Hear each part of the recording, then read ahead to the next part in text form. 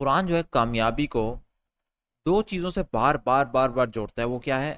ایمان اور عمل صالح. جس طرح کہ میں آپ کو مثالیں دیتا ہوں قرآن سے کہ بار بار یہ فلسفہ دیتا ہے. مثال کے طور پر یہ سورہ نمبر 2 کی آیت نمبر 25 وبشر الذین آمنوا وعملوا الصالحات. یا پیغمبر جو لوگ اس کتاب پر ایمان لے آئے اور اس کے مطابق اپنے عمل درست کرنے انہیں خوشخبری دے دو کہ ان کے لیے ایسے باغ ہیں. یعنی کہ کامیابی کو ایمان اور عمل صالح سے جوڑا. پھر اس طریقے سے سورہ نمبر 2 کی آیت نمبر 82 والذین آمنوا وعملوا الصالحات. جو لوگ ایمان لائیں اور نیک عمل کرے وہی جنتی ہیں. پھر سے ایمان عمل صالح کو کامیابی سے جوڑا.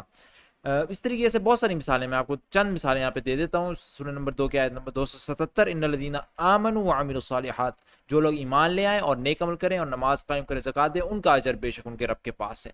اس طریقے سے سورہ نمبر 4 آیت نمبر 57 والذین آمنوا وعملوا الصالحات. جن لوگوں نے ہماری آیات کو مان لیا اور نیک عمل کیے ان کو ہم ایسے باغوں میں داخل کریں گے. پھر سے کامیابی کو ایمان اور عمل صالح. اس طرح کی طریقے سے بہت ساری آیات ہیں. سورہ نمبر 4 آیت نمبر 122, سورہ نمبر 5 آیت نمبر 9. اس طریقے سے آپ چلتے چلے جائیں. میں نے یہاں پہ سرچ کیا ہے, بہت ساری آیات ہیں, دیکھ لیں. سورہ یونس میں آیت نمبر 4 بھی آپ دیکھ لیں.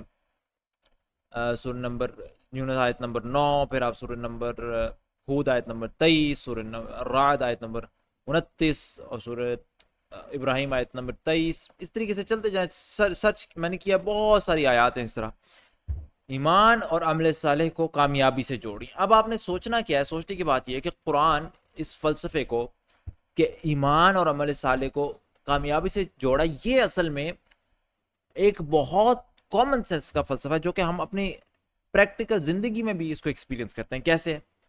ایمان اور عمل صالح اصل میں ہوتا کیا ہے کہ آپ کسی چیز پر ایمان رکھتے ہیں, یقین رکھتے ہیں کہ یہ ایسا ہی ہوگا, اور پھر آپ اس کو حاصل کرنے کے لیے اس پر کوشش کرتے ہیں. ٹھیک ہے, تو جب آپ اس پہ کوشش کرتے ہیں تو وہ آپ کو چیز حاصل ہو جاتی ہے, یا آپ اس کی طرف جدوجہد کرتے ہیں تو کم از کم آپ اس کی طرف اپنی گول کی طرف بڑھتے ہیں. یہ فلسفہ بڑا آسان ہے سمجھنا کہ I believe in something, میں کسی چیز پہ یقین رکھتا ہوں کہ یہ ایسا ہی ہوگا, اور پھر اس کو خواب دیکھتا ہوں کہ یہ ایسا ہی ہے, پھر میں پلان کرتا ہوں, پھر اس پر ایگزیکیوٹ کرتا ہوں. یہ مثال کے طور پر میں آپ کو کہوں, آپ جب کوئی نوکری کر رہے ہوتے ہیں تو آپ کو یقین ہوتا ہے 100% کہ مجھے مہینے کے آخر میں, کیونکہ آپ نے سائن کیا ہوتا ہے کانٹریکٹ, مہینے کے آخر میں مجھے یہ تنخواہ ملے گی. اس یقین کے ساتھ, آپ کو شک نہیں ہوتا, یقین ہوتا ہے کہ یہ میری تنخواہ ہے.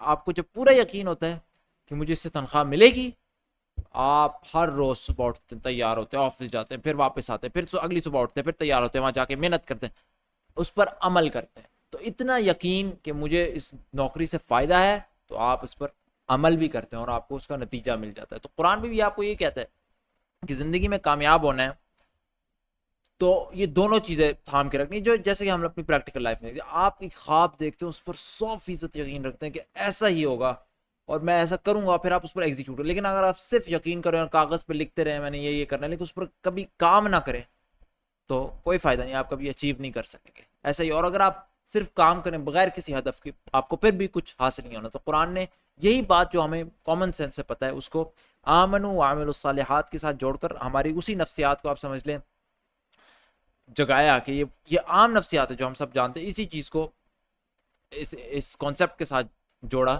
جس چیز پر یقین رکھتے ہو, جس پر ایمان رکھتے ہو, اس پر عمل کرو, کامیابی مل جائے گی انشاءاللہ.